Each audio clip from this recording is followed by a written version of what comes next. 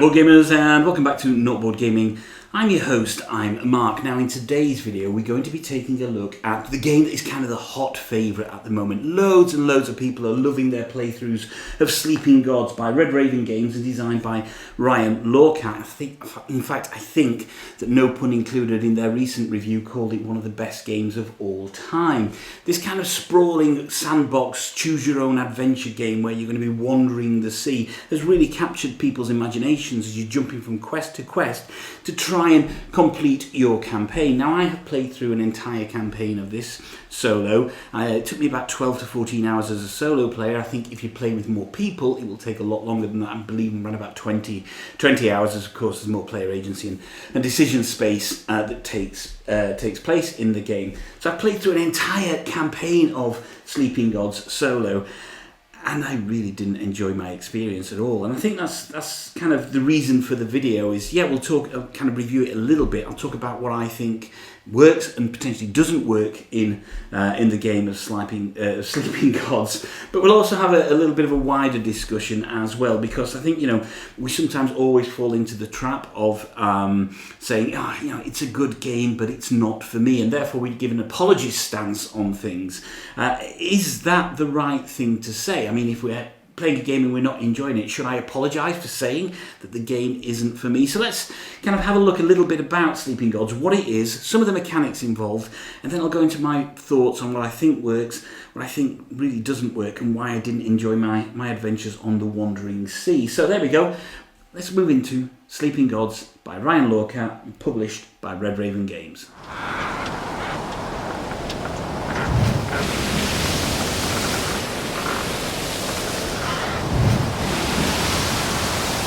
So open world kind of sandboxy type adventure games are pretty popular at the moment. You think of a couple of the really big ones that have come out over the last few years, the first one being The Seventh Continent, and then we have Tainted Grail as well. And I have kind of varying degrees of success with these games. If we talk about Seventh Continent, I think in 2019 it's possibly from 2019 it's possibly my most disappointing game that I played in 2019. I just really found Seventh Continent to be a total chore to play. I wasn't invested in the story. I didn't care about the story.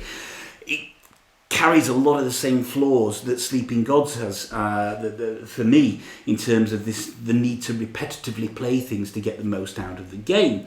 Then we look at Tainted Grail, and Tainted Grail, when I first got it, I thoroughly enjoyed my time. Put about 30-40 hours into Tainted Grail, had a fantastic time. But then the grind got a little bit much for me. However, managed to mitigate that with some house rules, and then I went back into Tainted Grail, and I had a really kind of a good time with Tainted Grail. It went from being great when I first got it to being an okay game by the time I kind of completed the campaign and then got rid of my copy of Tainted Grail. So yeah, I have a kind of hit and miss relationship with these kind of sprawling sandbox adventure type games. And it's a type of game that I really should love. You know, back in my youth, I loved the kind of fighting fantasy books, or the Steve Jackson books, which were just a joy to play. They kept me through, you know, it kept up many hours in my youth, in my adolescence, reading those books at night when I should have been going to sleep, getting ready for school. So it's the kind of game that I really should enjoy playing. And in scope, Sleeping Gods should have everything going for it. You're going to play multiple characters. You have this wonderful branching narrative where no two games are going to play exactly the same. You have a number of variant abilities that you can include at any one point. There's a market deck. There are monsters to combat. There's exploration. There's the exploration journal. And every time you go into there, if you're revisiting a place, you're going to have read a slightly different paragraph on there. There's some resource management elements. It's got a lot going for it, and for me it just is a game that isn't quite the sum of all its parts. And kind of I knew this from the first couple of hours playing. I was thinking, nah, it's really not giving me what I want from this game. And is that my fault? Why should I apologise for that? We'll touch on that in a wee while. So this is a very brief overview on what Sleeping Gods is. So in Sleeping Gods you are going to play one of the 9 crew members, or all of the 9 crew members, depending on how many people are playing as a solo player. You're going to manage all of them. It's not as daunting a task as it sounds there. And that is the Captain Sophie Odessa and the other 8 crew members on the crew of the Manticore. Now, they were called out by Sophie Odessa's father, who turned ill. She'd not heard from him for many years, and they went out on a journey to head towards her father so she could be with him, and a storm hit, and when the storm cleared, they ended up in a strange land, and it turns out they were in the wandering seas, and in these wandering seas the gods had been kept dormant by different forces, and the gods wanted you to reawaken them. So you have to go on this branching narrative quest to try and gain as many what are called totems as possible. And the game kind of inevitably always leads to a conclusion, and there are 19 different conclusions here. So no matter where your game is going, you will ultimately, in the standard mode of the game, always get to a finale. And those finales are going to be dictated by potentially how many of these totems that you collected. And in my first game, I only collected 3 totems, and I thought, oh man, am I doing something bad? And then I looked on the forums, and people are collecting anywhere from 2 to kind of 14 totems. So that kind of gives you the scope of where you can go for all these totems. And the game is going to be played over a series of rounds. Now, there is a timer deck, which is this events deck here. And in here, you're going to get 6 kind of standard cards, then 6 slightly more difficult, and then 6 even more difficult cards in there. And you're going to go through that deck 1 card at a time, and that is your timer. On each of these rounds, what you will do is you'll move your little man around your ship and do an action on there, and that will give you something called command tokens. Then you're going to flip an event card, and these event cards will either give an ongoing kind of event that's happening or something that's instant. So, for example, on this one for abandoned canoe here, it says the crew spots a lone canoe. The crew spots a lone canoe. Search for it, perception 6. So you do a perception test on that. If you fail, you lose 3 health. You'll distribute that amongst the players, and then you will gain 1 vegetable. And that's that event done. Then you're going to perform 2 actions using your crew, and those actions are that you can travel. So you get a little ship that you put on the map, and this map is the kind of map book is this book here, and it has a number of different pages, and you travel around that, and you kind of, wherever you are, there are icons, and if you want to explore something on that icon, then you turn to the adventure book for that. So you can travel, you move anywhere up to 4 spaces on there, or you can explore, and if you explore, as I say, in the map book there are little icons, and they will point to a particular passage in this book here, and this will give you kind of the story element of it. It'll give you variant quests from there, and these quests will either lead to a totem or lead to something else, and some of them are red herrings and kind of dead events. Then there's a market that you can do as well, a market action, so there's certain items that you can buy here, and in the market action you would spread out 7 cards and use your coins to buy one of those cards, or you can go to port, and in port you can do a number of things if there's a port icon on there. You can spend 4 coins to flip a fatigue token, that's a token that you use when you're doing challenges for your crew, and restore 2 health to each crew member. You can repair the ship, so your ship can get damaged, and for 1 coin you can repair a ship, or you can use a plank to repair a ship. You can pay a coin per crew member to restore all health, or you can spend XP, and that's right, they're XP because you can level up your characters, and what you will do is throughout the game is you will get progressively stronger in some respects. In other respects you're going to gain abilities and then lose them at the end of each round, but you can buy specific abilities for each character, and you will get progressively stronger, leading towards your kind of finale battle. So once you've gone through this deck the first time, then what that will do is that will trigger an end of round 1, if you like, an end of phase 1 event, and that event is, well, I'll let you discover that for yourself, and then you will get another set of these 18 cards, so 6 of each, and you'll put them, and that's the second timer there, and therefore you will go through that, and then you will face another set action, and then you'll go through the final set of these cards, so another 18 cards, and then you will face the final action and the finale based on how many totems you've got and various other factors there. And that is it. That's how the campaign works. It funnels you towards one of these 19 finales. And 19 finales is a lot, and that kind of speaks up to some of the amount of potential replayability that you have in the game. So it all sounds absolutely fantastic. You've got this wonderful branching narrative, this emergent story that's going to change. You know you're going to go towards a finale. So why didn't it work for me? Before we actually get to that, there are some really, really good things in this game. It's a very well produced game. Of course it is. The quality of the cards, the components, the artwork is all absolutely first rate. The amount of different quests and adventures that you can go on in the book, it just seems like it can go on forever. You could literally replay this game so many times and have a completely different adventure each and every time. There is a lot of thought gone into this game, but within that thought and within all that processes comes the flaws that really kind of stopped me enjoying the game quite as much as I wanted to do. And I think one of the key things for me is the overarching narrative of Sleeping Gods.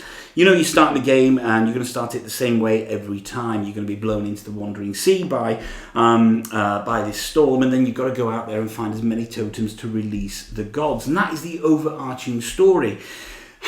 But that is a bookend overarching story, if you like. That's the beginning, and that is the end, the finale. Everything that happens in the middle doesn't always necessarily link up to that overarching narrative, and this is kind of the key thing for me, one of the key drivers for me, the reason I didn't enjoy this particular game. If I think about Tainted Grail, I think about the overarching narrative on there, the whole kind of Arthurian legends in Tainted Grail, and how everything you did seemed to be connected to that. Even if it was a side quest, it seemed to be connected to that main story. You always felt like a sense of progression, like a sense you were moving towards something big at the end of it.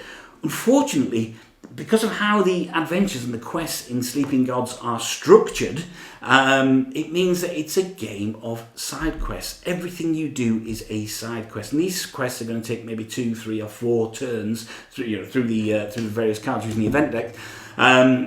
2, 3, or 4 turns to complete these quests, and they will end up in either giving you a totem, which is great, or providing you with some other items, or providing you with another quest on the back end of it.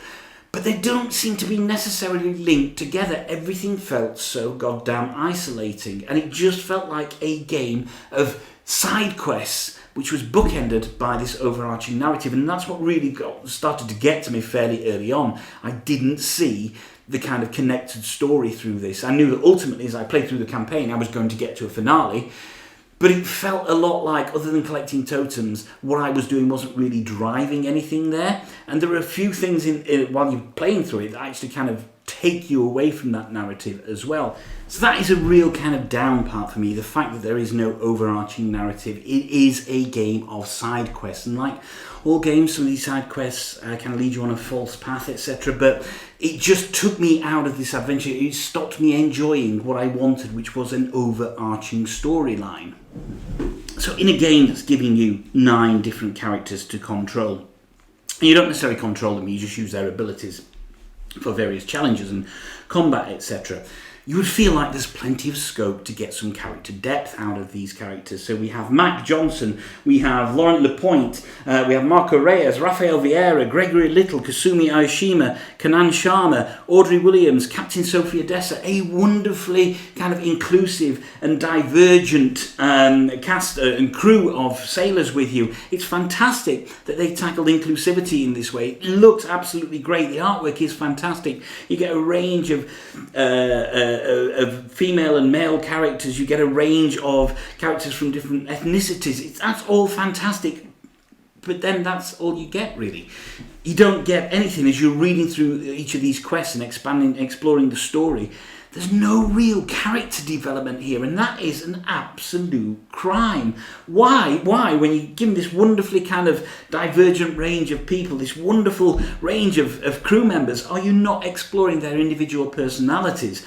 It just feels criminal. Throughout the game, you can get characters, there's no dialogue for any of the characters. In some of the quests, you can play through an entire campaign and some of the characters won't speak at all, and it just feels like it's a massive missed opportunity. So in this game where you skipping out from the overarching narrative, you're taking me away from that by giving me individual side quests, which sometimes are completely unconnected to each other.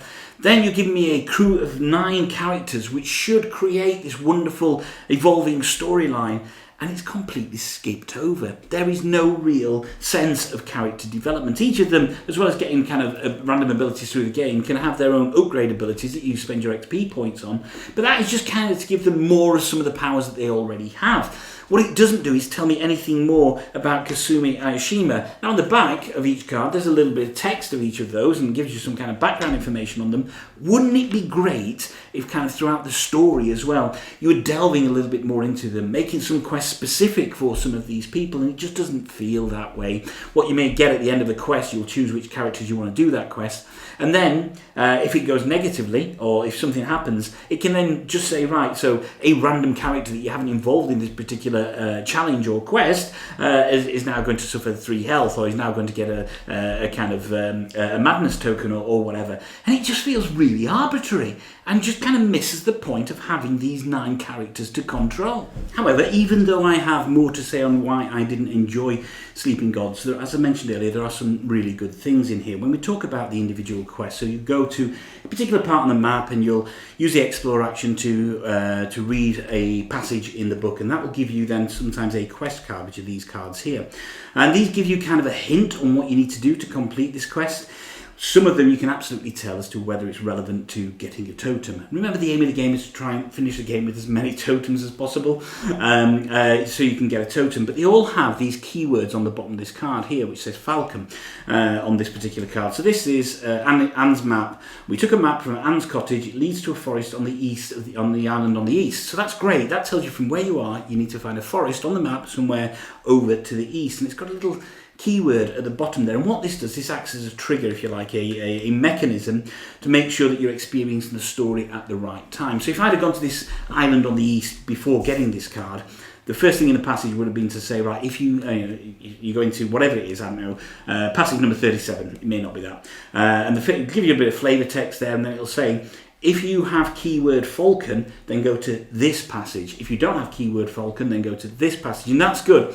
That ensures that you're not unnecessarily visiting places, and it's a really smart mechanism there. So you think, by the end of the game, you're going to have loads of these quest cards kind of spread out on your deck. But what that means is when you go and experience, or you go and visit one of the islands or one of the places where this quest card is relevant, then you're going to experience the right kind of text for that. It stops you going back and repeating quests. It stops you going back and repeating parts of quests, or having parts of quests that are irrelevant to what you're doing. And I think that's a really, really smart move. And there are lots of quest cards. So if I look at the final number of quest cards, so you get a box with various quest and adventure cards here. There are 180 quest cards in the base game. So that gives you a scope on exactly the kind of spread and the emergent kind of dynamic of the storyline that you can get from that. And that's a really, really neat mechanism there. Also, there are a raft of abilities. So almost every turn that you do, you're going to be drawing some ability cards out. And these are these cards here.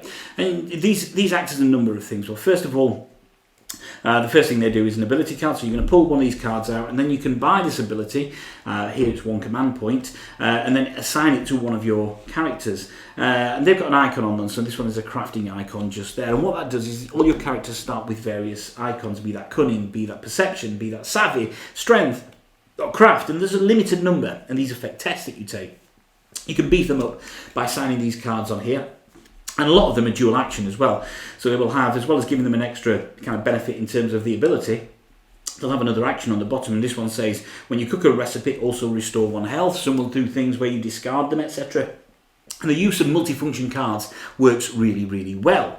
The other thing this will do as well, this particular deck, is for your travel action. What you're going to do is you're going to take off one of these cards when you want to travel, and there's a number at the top there, and this one is a number 5. On the board it says if this number is 0 to 3, then you can move 1 space, 4 to 6, move 2 spaces, 7 to 8, move 3 spaces, or 9 plus, move 4 spaces. So that's a good thing, and you can kind of beef that ability up as you go through it as well.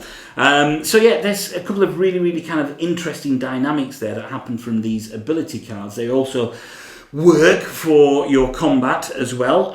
So when you do combat, and we'll come on to combat in a bit, you're going to flip one of these cards over, and then that is going to add to your kind of combat ability there as to whether you hit with one of your strikes. So the use of multifunction cards is really, really good. Same with the adventure cards. You get these, pick these adventure cards up, market cards and adventure cards up throughout the game. So market and adventure, market cards you buy, adventure cards you get throughout your quest. They do variant things. You know, some of them will allow you access to recipes if you've got the right resources. You can cook recipes, and you can maybe knock back your fatigue or improve your health. Some of them, this one for example, if I spend an ability command token on this, I can draw 2 ability cards at any one time as well. And you'll get a large raft of these throughout the game, and that becomes a really interesting puzzle as well, as you're trying to maximise your use of those to affect you in the best possible way for whichever action you're taking, be that exploring, be that combat, be that a test that you've got to do. So the use of these cards is a really interesting dynamic, and it works really, really well. It just, for me, could have been used in a better framework than the overall adventure gives me. The game is a table hog. There is no denying. You're going to start off and, you'll have the map book open, you'll have your ship board, you'll have your 9 characters and a few starting cards as well. As you progress through the game, you're going to get more and more of these quest cards. You're going to get more market and adventure cards. And it starts to really take over a table. It looks fantastic on the table. The presence is really, really rewarding to look at. From a visual perspective, everything thematically absolutely fits. It looks like a beautiful, beautiful game to play. And I think that's a big thing. If you're bought in to the concept of the adventure, which I wasn't, then that is then compounded. Your enjoyment will then be compounded by the look of the fact that you've got a real show-stopping kind of looking game on here. And whenever I went back to it, so I played my game over a number of sessions over about a week. You're going to go back to it, and every time I went back to the table, I thought, God, that's a great looking game. I wish I enjoyed it more than I actually did. So aesthetically, it looks fantastic. Component-wise, the cards are great, kind of linen finish. They're a fantastic quality. There's plenty of nice chunky tokens and wooden counters and wooden tokens, etc. There's kind of a thick port card which tells you what to do in the port action. You get various boxes to keep things in. You get a really good rule book, and the rule book is really, really good. You get the wonderful adventure book as well there. You get some sheets to track your adventure on, so you kind of a save sheet, and a really, really good cheat sheet as well. And I think, components wise, they've knocked it out of the park on this. It is a game that looks every kind of penny of the however much, 60 quid or whatever it cost me to get the game. It feels like a game. When I got it, irrespective of my gameplay experience with it, when I got it, I thought, yeah, that's value for money within this box. It looks fantastic. There is nothing here that is lacking from a components perspective. But, my biggest gripe with the game is not necessarily the kind of disjointed quest mechanic that's in there, although that is a fairly big thing that stopped me enjoying the game. It's not necessarily the fact that there's no character development at all in the game. Do not go into this thinking you're going to develop these wonderful characters. It's just not there. My biggest gripe in the game is it's so goddamn repetitive. All board games, by their very kind of being, are repetitive by nature.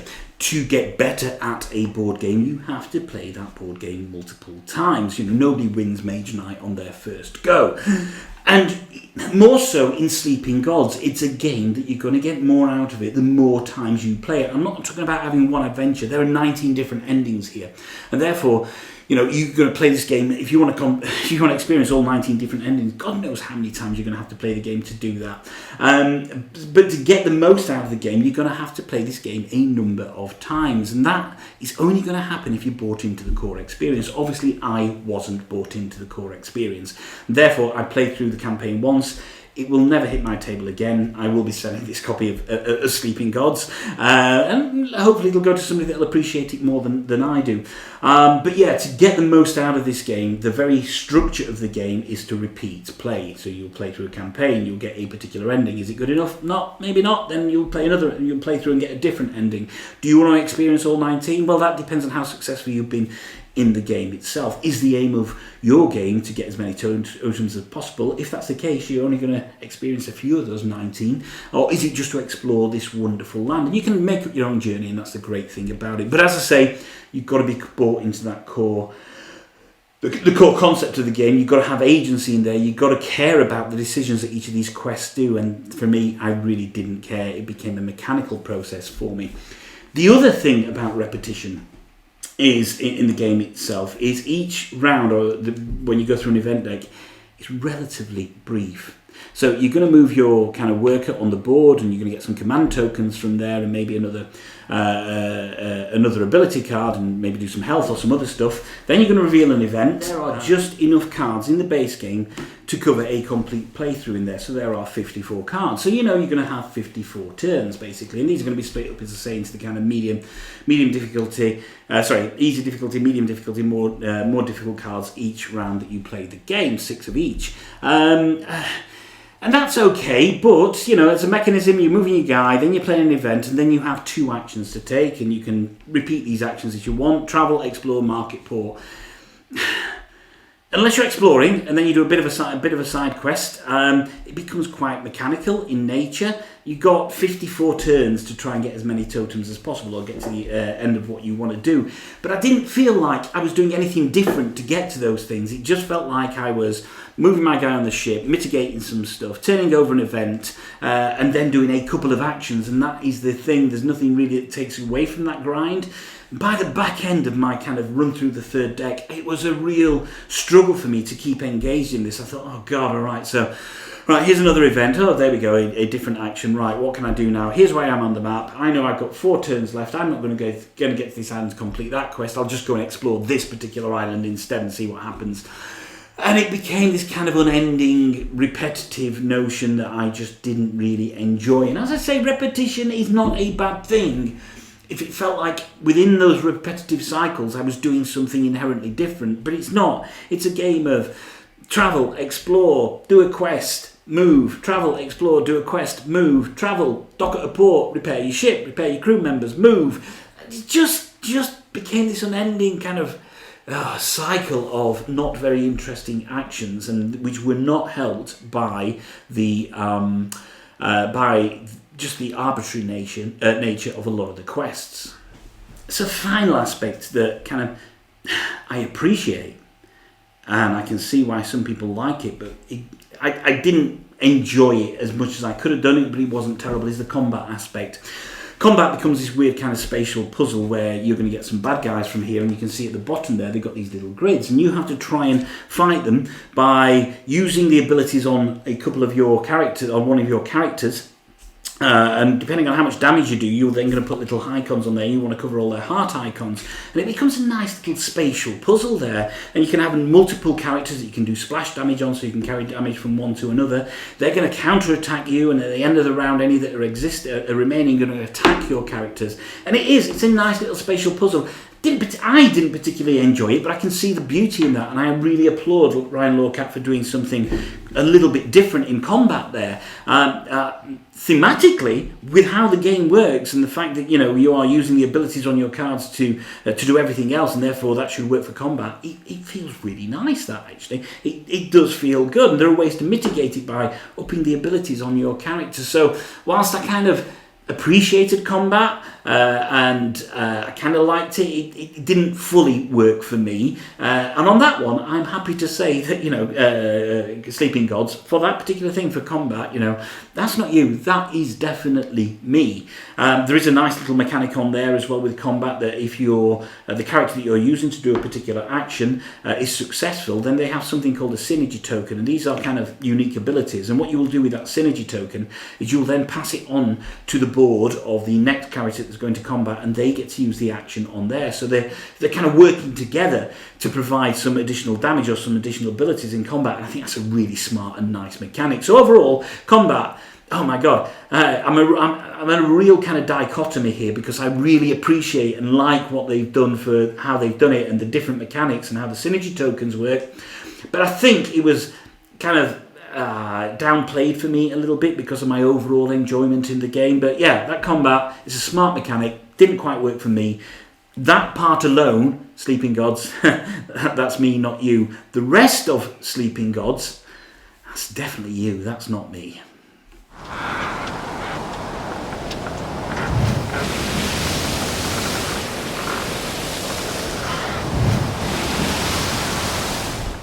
That's kind of what I want to talk about right now, is that as gamers we sometimes apologise for not liking games, and it's a fairly common thing for us to say, oh God, it's not you, it's me, or this game just isn't for me. And that can absolutely be true in some respects. For example, I have no interest whatsoever in football, soccer, whatever you want to call it. If there was a football game, unless the mechanics were really, really good and smart, I could absolutely say that game isn't for me. Then I think about a game like Rococo Deluxe, which is a game about making dresses and clothes in kind of Louis XV's France. I have no interest in French history. I have no interest in making clothes. I utterly love Rococo Deluxe. I think it's an absolutely fantastic game because the mechanics brought me in so much. So you can see that there is certainly a scope for saying the game isn't for me, and there's also a scope saying actually I have no interest in that, but the mechanics are so good, and that's that I really enjoy playing that game. When it comes to a game like Sleeping Gods, I'm not going to say it's not the game for me, because I think that there are flaws within the design of Sleeping Gods. There are massive glaring omissions within the design of Sleeping Gods. There are things that happen, this repetitive nature, the unending side quest, the arbitrary nature of what happens in the game. The fact that throughout the game, as I mentioned, when you go through the event deck one time, you're going to face a particular big event. No matter what you're playing your game and how many of these campaigns you play, those 3 times that you enter, that you come across those round-ending events, they're going to be exactly the same each time. There's no kind of differential in that. So it doesn't really matter what you do, because once you've played it a couple of times, you know after the first event that you're going to have a battle with a certain creature. After the second event, something particular is going to happen. After the third event, then the event deck's been run through, then something particular is going to happen. That takes away from all of this kind of sprawling narrative, because everything just comes to battling those 3 events. So I think that there are inherent flaws within the design and the mechanisms within Sleeping Gods, this endless repetitive nature of stuff. The fact that it just feels like I'm doing the same thing more or less each and every time, the arbitrary nature of how things work, the lack of any kind of character progression, if you like, or character evolvement and evolution here is just completely missing. All of these things, they're not me. That's the game doing that. And I think as gamers, we've got to stop apologising for not liking games. Now, there are lots of people out there who are loving their playthroughs of Sleeping Gods, and that's absolutely fine. It's okay for me not to like a game and for other people to like a game. And we see this conversation happen quite a bit on the forums, where people get really heated because somebody doesn't like a particular game, or somebody does like a game that other people don't like. You must be playing it wrong. You must not do this, that, or the other. That's all down to you, and it's not all down to us as gamers. What it's down to sometimes is the game itself. Can you overlook some of these mechanisms, these flaws? Do they matter to you? Are you having kind of having a different adventure to me because, that's not important to you? And that's okay. But you cannot deny that sometimes in all games, flaws will exist. There is no perfect game out there at all. And sometimes those flaws, once they set in with people, once the rot sets in, then it's hard to move away from them. And when you discover a flaw, you end up discovering more flaws, and then you start looking for things there. And as I say, we've got to kind of balance this difference between, it's not you, it's me, and it's not me, and it's definitely you. And for me, Sleeping Gods, I'm sorry, for everything that's great about you, your artwork, your sprawl, your scope, your component quality, this different use of combat mechanisms, everything that you do absolutely right, your flaws are just too deep for me to enjoy. I didn't have an immersive experience with Sleeping Gods. I had a mechanical, repetitive, perfunctory experience where I didn't feel like I was absolutely having any real or any massive agency in terms of how the game was going to end. And that, for me, is the reason that I didn't like Sleeping Gods by Ryan Laukat and published by Red Raven Games. So there we go, guys.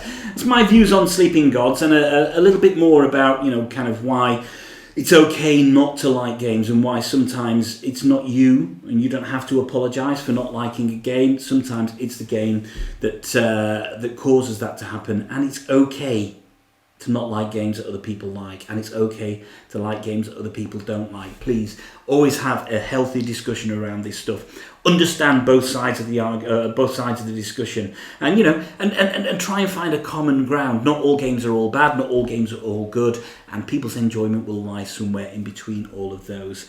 As the more eagle-eyed amongst you may have noticed, normally I would do this in my man cave, my gaming room. I'm having some work done in the house at the moment, so we're in the dining room. A slightly different setup for not board gaming, but I kind of like it at the same time. So thank you very much for joining me on this journey through my views and other things on Sleeping Gods by Ryan Laukat and Red Raven Games.